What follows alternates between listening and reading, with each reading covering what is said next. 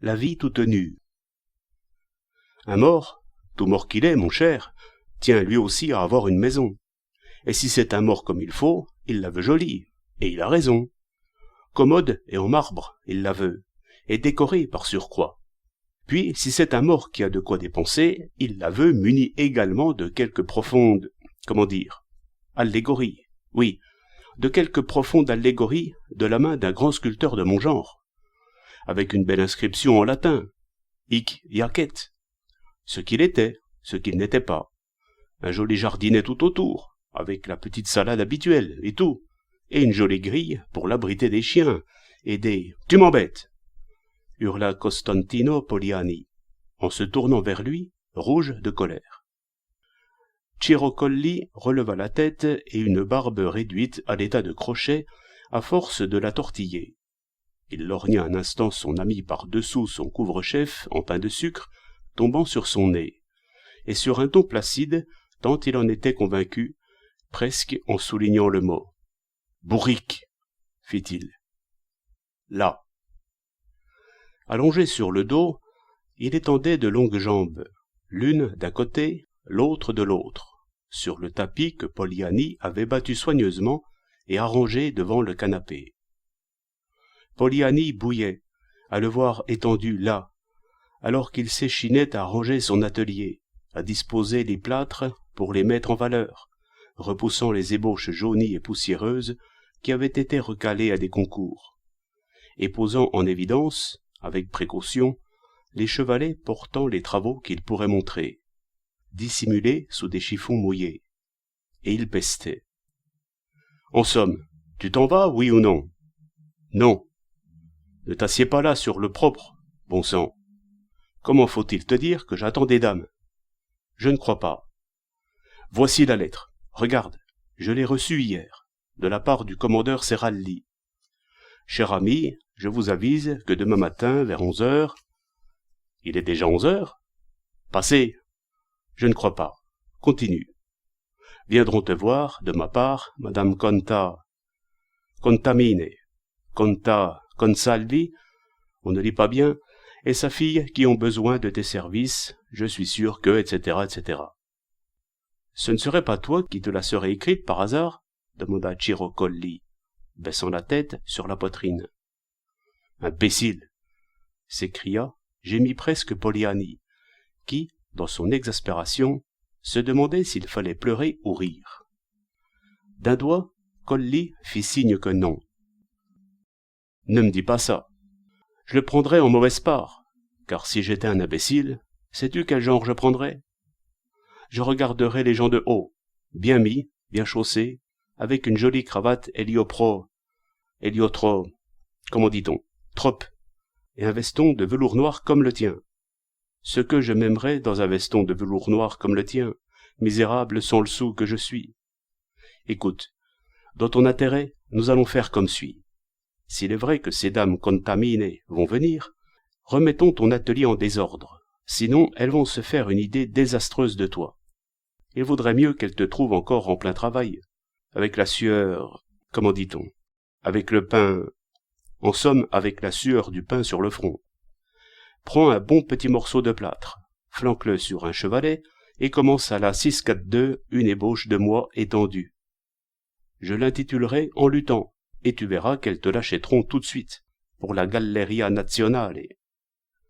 Mes souliers, ma foi, pas très neufs, mais si cela ne te va pas, tu n'as qu'à les faire tout neufs, parce que, comme sculpteur, ce n'est pas pour te flatter, mais tu es un excellent cordonnier.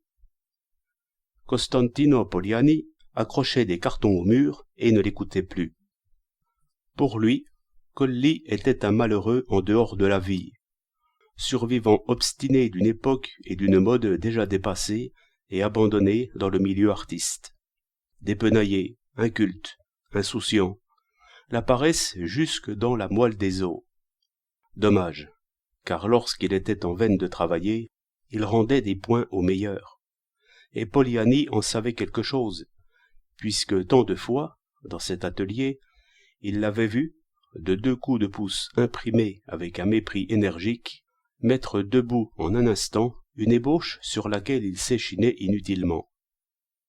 mais il aurait fallu qu'il étudie un peu d'histoire de l'art, au moins, qu'il mette un peu d'ordre dans sa vie, qu'il prenne un peu de soin de sa personne. Suant l'ennui et dans ses hardes de l'octeux, allons, il était infréquentable. Lui, Poliani. Mais lui avait fait 2 ans d'université. Et puis, il était un garçon comme il faut, lui. Vivait de son bien, et ça se voyait. 2 coups discrets à la porte le firent sauter de l'escabeau sur lequel il était grimpé pour accrocher ses cartons. « Les voici. »« Eh bien, fit-il à Colli en montrant le poing. « Elles entrent, et moi, je sors, » répondit Colli sans se lever. « Mais n'en fais pas une affaire pontificale. Du reste, tu pourrais même me présenter, sale égoïste. » Costantino Poliani courut ouvrir la porte, ajustant sur son front une jolie mèche blonde frisée.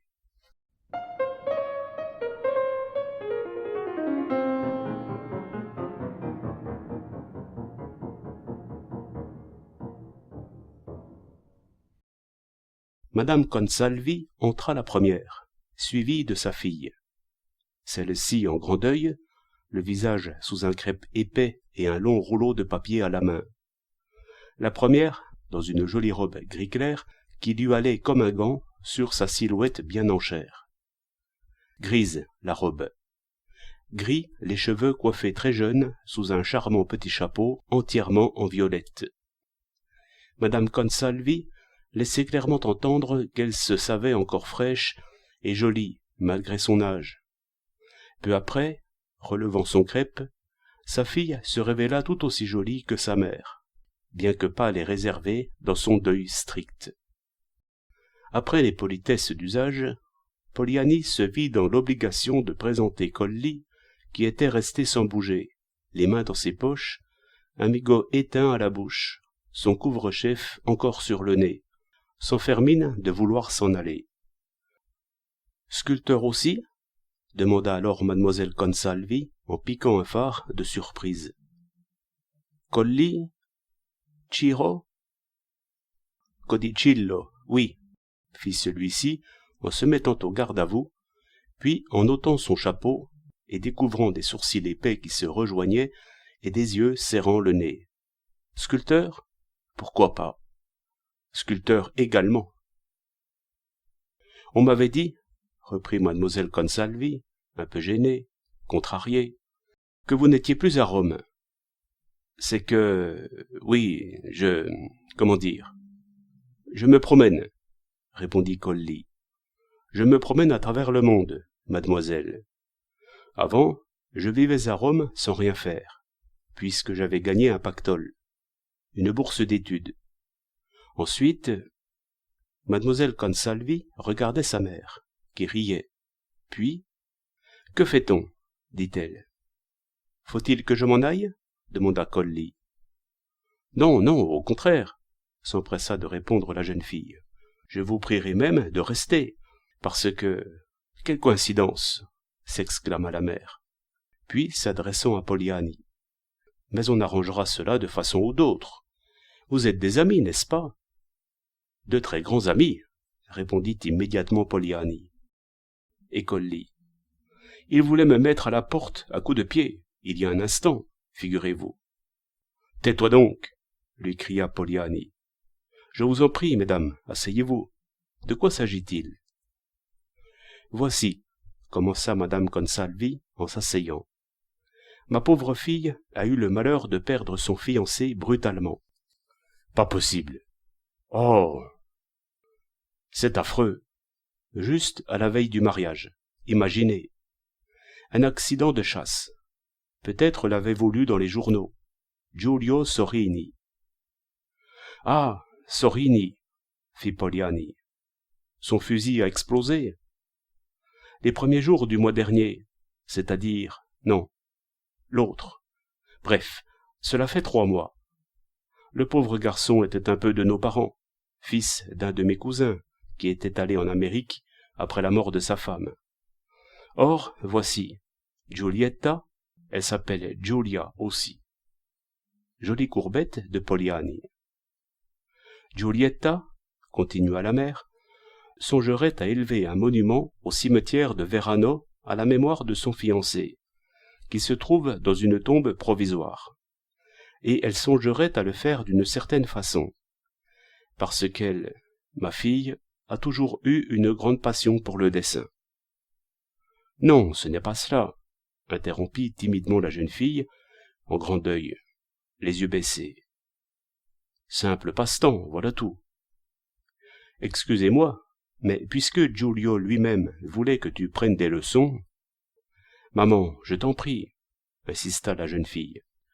J'ai vu dans une revue illustrée le dessin d'un monument funéraire de monsieur Colli, qui m'a beaucoup plu, et... Oui, c'est vrai, souligna la mère pour venir en aide à sa fille qui s'embrouillait. Cependant, ajouta celle-ci, je l'imaginerai avec quelques modifications. Pardon? Lequel est-ce? Demanda Colli. J'en ai fait plus d'un de ces dessins, dans l'espoir d'avoir au moins une ou deux commissions de la part des morts, vu que les vivants... Pardonnez-moi, mademoiselle, intervint Poliani, un peu piqué de se voir mis à l'écart. Vous avez imaginé un monument sur un dessin de mon ami? Non, pas exactement le même. Non, tenez, répondit vivement la jeune fille. Le dessin de M. Colli représente la mort qui attire la vie, si je ne m'abuse. Ah, j'ai compris, s'exclama Colli. Un squelette dans un linceul, n'est-ce pas? Que l'on devine à peine, raidi, à travers les plis, et qui s'empare de la vie. Un beau brin de fille, qui ne veut rien savoir. Oui, oui, très beau. Magnifique. J'ai compris. Madame Consalvi ne put se retenir de rire encore, tout en admirant l'effronterie de cet individu. Il est on ne peut plus modeste, voyez-vous, fit Poliani à la dame. C'est un genre à part.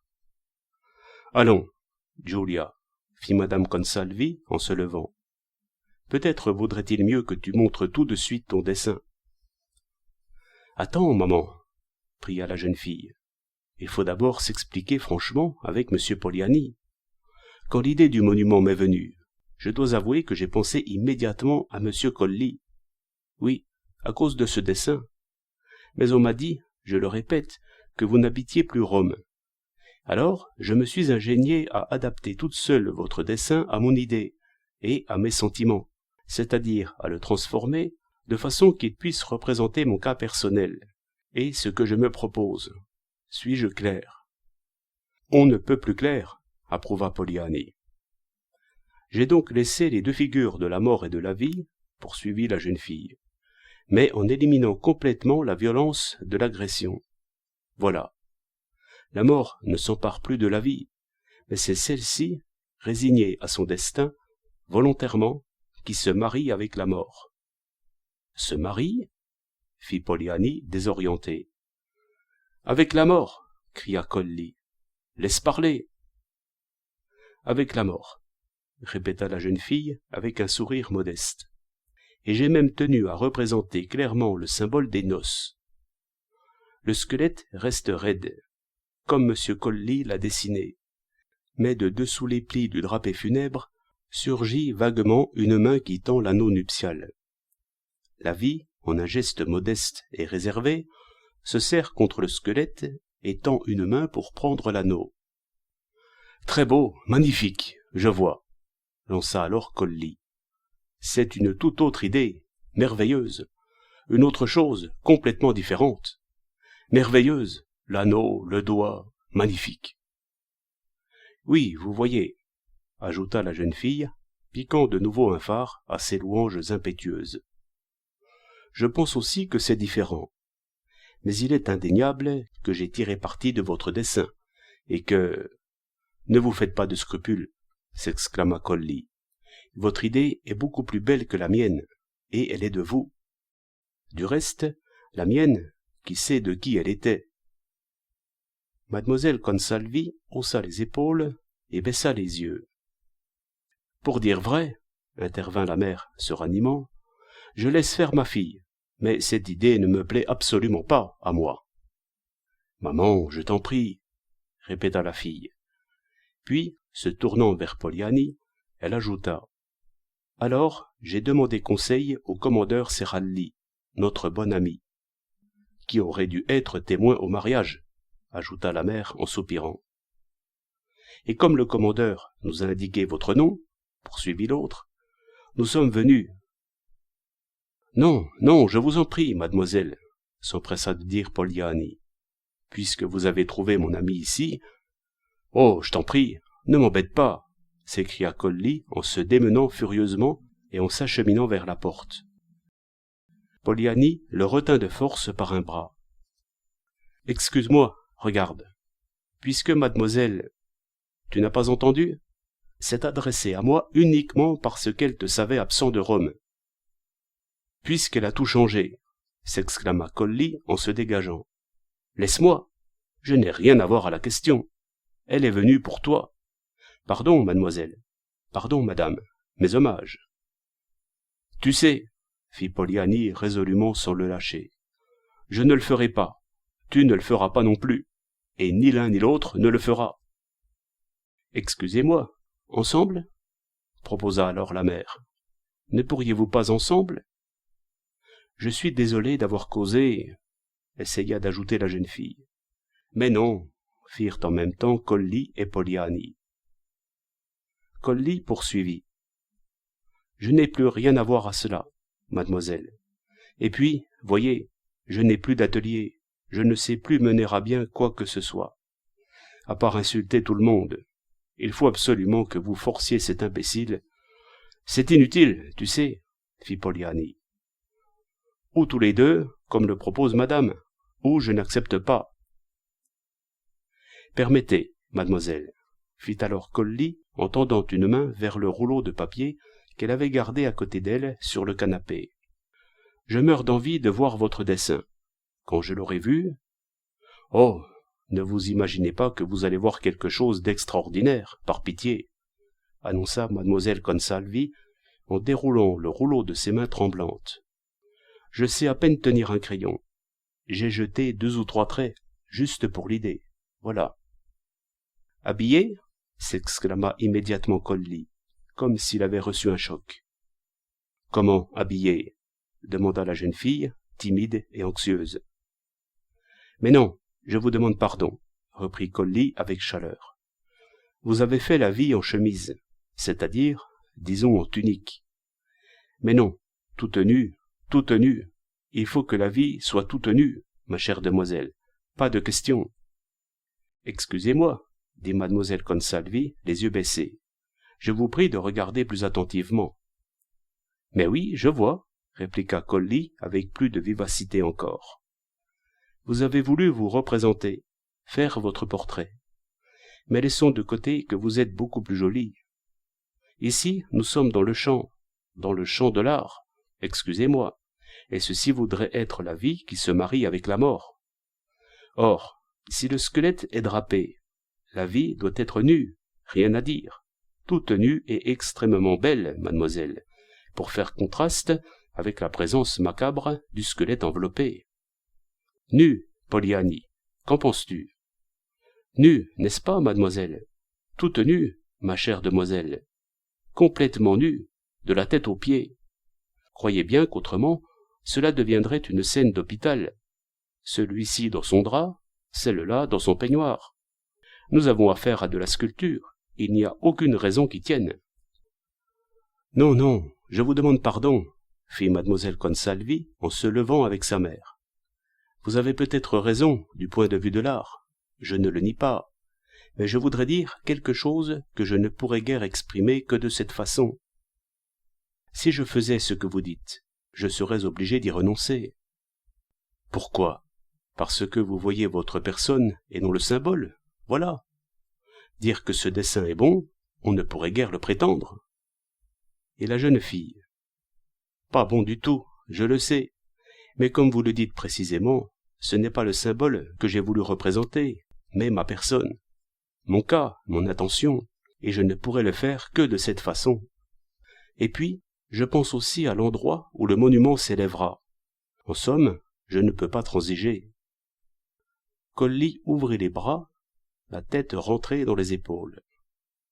Façon de voir. ou plutôt, corrigea la jeune fille dans un très doux, très mélancolique sourire, un sentiment à respecter. On établit que les deux amis s'entendraient pour le reste avec le commandeur Seralli, et peu après, madame Consalvi et sa fille en grand deuil prirent congé. Ciro Colli, 2 petits pas, traderidera et tralala, vira sur un talon et se frotta les mains.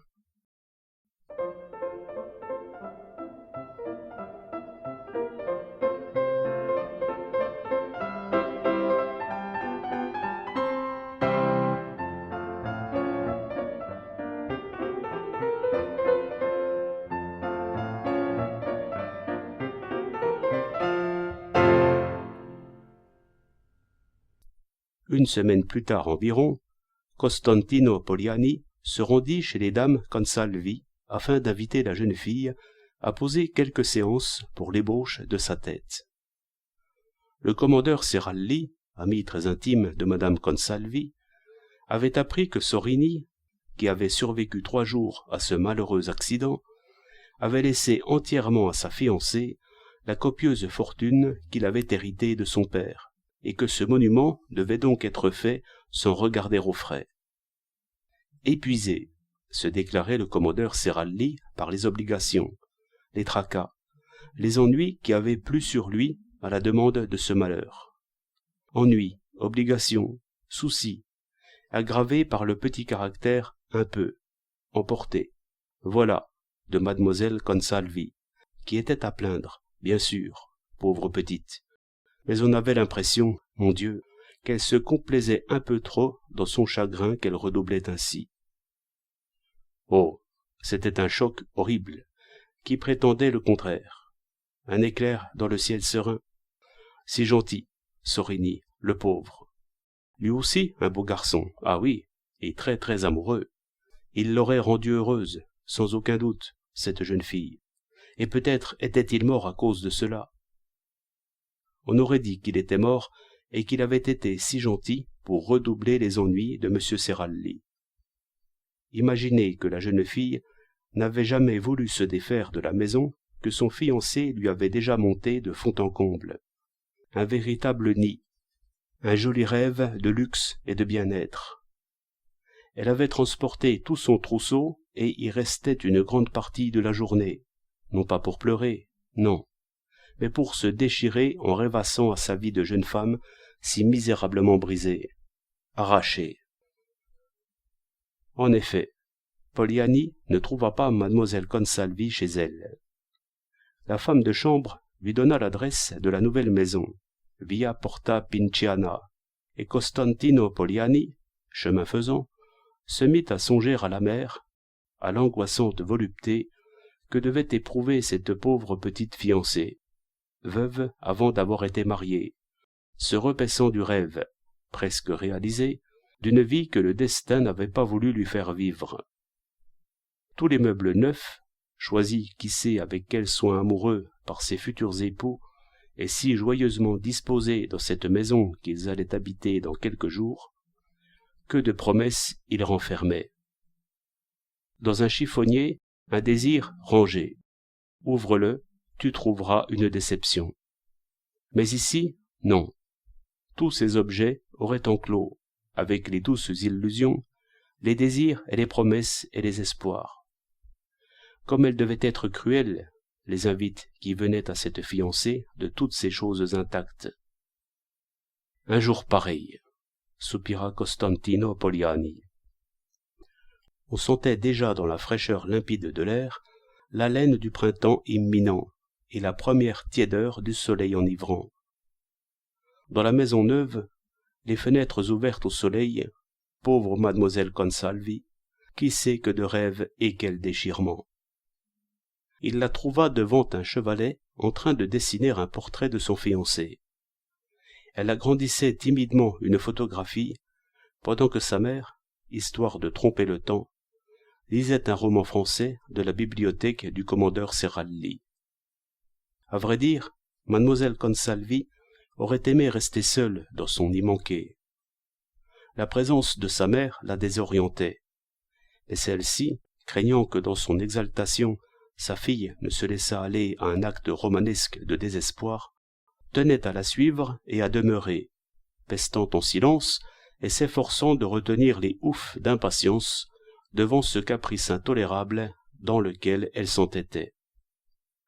Restée veuve très jeune, sans ressources, avec cette fille, Madame Consalvi n'avait pas pu fermer les portes à la vie et y placer le chagrin en sentinelle comme paraissait vouloir le faire sa fille. Elle ne prétendait certes pas que Giulietta ne dût pas pleurer sur son destin cruel, mais elle pensait tout comme son ami intime, M. Seralli, que, enfin, elle exagérait un peu trop, et que, comptant sur la fortune que le pauvre mort lui laissait, elle tenait à s'octroyer le luxe de ce chagrin démesuré. Connaissant, hélas, dans leur crudité, les odieuses difficultés de l'existence, les fourches codines sous lesquelles, au comble de la souffrance, elle avait dû passer pour joindre les deux bouts, ce chagrin de sa fille lui semblait très facile, et sa cruelle expérience le lui faisait considérer comme une légèreté excusable, certes, mais à condition de ne pas trop durer. Voilà, comme disait toujours M. Seralli. En femme avisée, éprouvée et expérimentée, elle avait déjà plus d'une fois essayé de rattraper sa fille à la juste mesure. Peine perdue. Trop imaginative, sa Giulietta avait peut-être, plutôt que le sentiment de sa propre souffrance, l'idée de cette souffrance. Là était le mal, car le sentiment, le temps l'aurait estompé sans aucun doute par la force des choses, tandis que l'idée, non.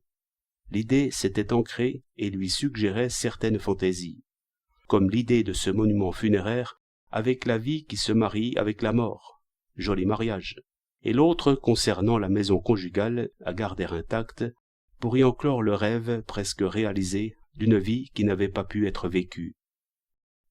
Madame Consalvi fut très reconnaissante à Poliani de cette visite. Les fenêtres s'ouvraient véritablement au soleil, et la magnifique pinède de la Villa Borghese, au-dessus de la lumière aveuglante qui semblait stagner sur les vastes pelouses vertes, se dressait et respirait, heureuse, dans le tendre et limpide azur du ciel printanier. Aussitôt, mademoiselle Consalvi fit mine de cacher son dessein en se levant, mais Poliani la retint avec une douce violence. « Pourquoi? Ne voulez-vous pas me le faire voir?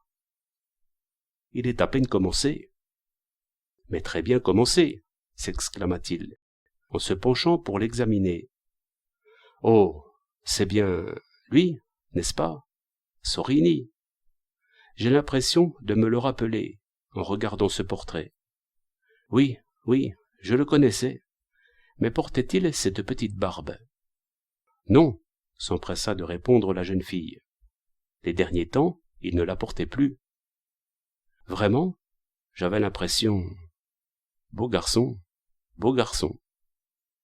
Je ne sais comment faire, reprit la jeune fille. Ce portrait ne répond pas... Ce n'est vraiment plus l'image que j'ai de lui, en moi. Ah, vraiment? Admit sur-le-champ Poliani. Il était beaucoup plus vif, voilà, plus éveillé, dirais-je. Il s'était fait faire cette photographie en Amérique, observa la mère, avant ses fiançailles, naturellement. Et je n'en ai pas d'autre, soupira la jeune fille. Regardez, je ferme les yeux, et je le vois parfaitement comme il était les derniers temps. Mais aussitôt que je me mets au portrait, je ne le vois plus. Je regarde alors la photographie, et tout à coup, il me semble que c'est lui, vivant. J'essaie de dessiner, et je ne le retrouve plus dans ses traits. Je suis au désespoir. « Regarde, Giulia, » reprit alors sa mère, les yeux fixés sur Poliani. « Tu parlais de la ligne du menton et d'enlever la barbe.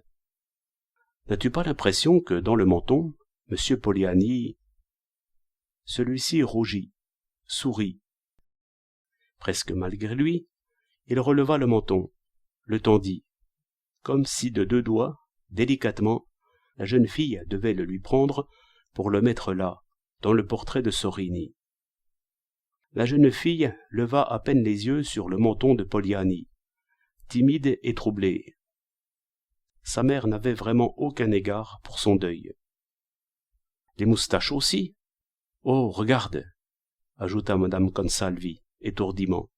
« Le pauvre Giulio les portait comme cela, tu ne penses pas ? » « Les moustaches, dit la jeune fille froissée, comment veux-tu qu'elles soient ? On les ferait en moins que rien. » Instinctivement, Poliani toucha les siennes. Il sourit de nouveau. Il confirma. « En moins que rien, oui. » Il s'approcha du chevalet et dit. « Si vous permettez, regardez. Je voudrais vous montrer, mademoiselle, en 2 traits, ici. Ne vous dérangez pas, je vous en prie. Dans cet angle. Puis ça s'efface. Tel que je me rappelle ce pauvre Sorini. » Il s'assit, se mit à esquisser la tête du fiancé à l'aide de la photographie, alors que sur les lèvres de mademoiselle Consalvi, qui suivait les traits rapides avec l'exaltation d'une âme tendue et expirante, montaient par intervalles des oui, oui, oui, qui animaient et guidaient presque le crayon. À la fin, elle fut incapable de retenir son émotion. « Oui, oh, regarde, maman, c'est lui, exactement. Oh, permettez ? Merci, quelle chance de pouvoir. C'est parfait, c'est parfait. » Avec un peu de pratique, fit en se levant Poliani, avec une humilité qui laissait transparaître le plaisir que lui causaient ces vifs éloges. « Et puis, je vous le dis, je me souviens si bien de lui, pauvre Sorini. » Mademoiselle Consalvi demeurait là, en train d'admirer le dessin, insatiablement. « Le menton, oui, c'est cela, exact.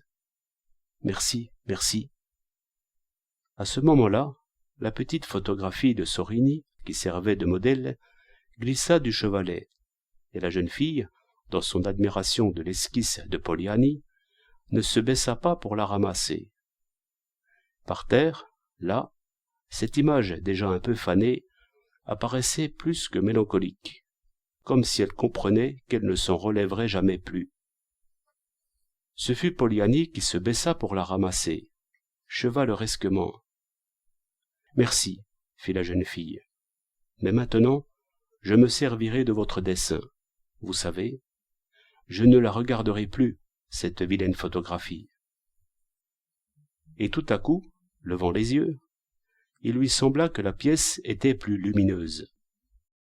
Comme si ce déclic d'admiration lui avait brusquement désembrumé la poitrine étreinte depuis si longtemps, elle aspira avec enivrement, de toute son âme, cette vive lumière allègre qui entrait par l'ample fenêtre ouverte sur le spectacle enchanteur de la magnifique villa enveloppée du sortilège du printemps. Un éclair. Mademoiselle Consalvi ne s'expliquait pas ce qui venait de se passer en elle. Elle eut soudain l'impression de se sentir comme neuve, au milieu de toutes ces choses neuves autour d'elle. Neuve et libre, sans ce cauchemar qui l'avait étouffée jusqu'alors. Un souffle, quelque chose, s'était précipité par la fenêtre pour bouleverser tous ses sentiments, pour graver un éclat de vie dans tous ces objets neufs auxquels elle voulait justement dénier la vie, en les laissant intacts là, comme à veiller avec elle la mort d'un rêve. Et en écoutant le jeune et élégant sculpteur louer de sa douce voix la beauté de cette vue et de cette maison, en causant avec sa mère qui l'invitait à voir les autres pièces, elle suivit l'un et l'autre dans un trouble étrange, comme si ce jeune homme, cet étranger, allait pénétrer dans son rêve mort pour le ranimer. Cette nouvelle impression fut si forte qu'elle fut incapable de franchir le seuil de la chambre à coucher. Et voyant le jeune homme et sa mère échanger un mélancolique regard d'intelligence, elle ne put se retenir davantage. Elle éclata en sanglots. Et elle pleura, certes. Elle pleura encore pour le motif qui lui avait coûté tant de larmes. Mais elle percevait tout de même confusément que ses pleurs étaient différents, que le son de ses sanglots n'éveillait plus en elle l'écho du chagrin ancien, les images qui se présentaient à elle auparavant. Et elle se rendit plus compte encore quand sa mère se mit à la consoler, comme elle l'avait fait tant de fois, avec les mêmes mots, les mêmes exhortations. Elle fut incapable de les supporter, fit un violent effort sur elle-même, cessa de pleurer, et fut reconnaissante au jeune homme qui, pour la distraire, la priait de lui montrer son carton de dessin qu'il apercevait sur un prie-dieu. Des éloges mesurés mais sincères, des notations, des observations, des questions qui l'enjoignaient d'expliquer, de discuter. Enfin, une chaleureuse exhortation à étudier, à suivre avec ferveur cette disposition artistique, sans aucun doute hors du commun. Ce serait dommage, vraiment dommage. N'avait-elle jamais essayé de traiter la couleur? Jamais? Jamais? Pourquoi? Elle n'aurait pas tellement besoin de préparation avec cette passion. Costantino Poliani s'offrit à l'initier.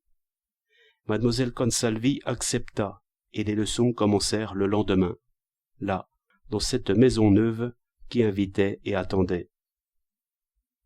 2 mois après, pas davantage, Ciro Colli, sa vieille blouse serrée entre ses jambes, étendu sur le canapé dans l'atelier de Poliani, encombré d'un colossal monument funéraire ébauché à la diable, fumait sa pipe et tenait un curieux discours au squelette, fixé par derrière sur la prédelle noire, qu'il s'était fait prêter pour lui servir de modèle par un ami médecin. Il lui avait posé de guingois sur le crâne son bonnet de papier, et le squelette avait tout l'air d'une jeune recrue au garde-à-vous, pour écouter la leçon que Ciro Colli, caporal sculpteur, lui adressait entre une bouffée et l'autre.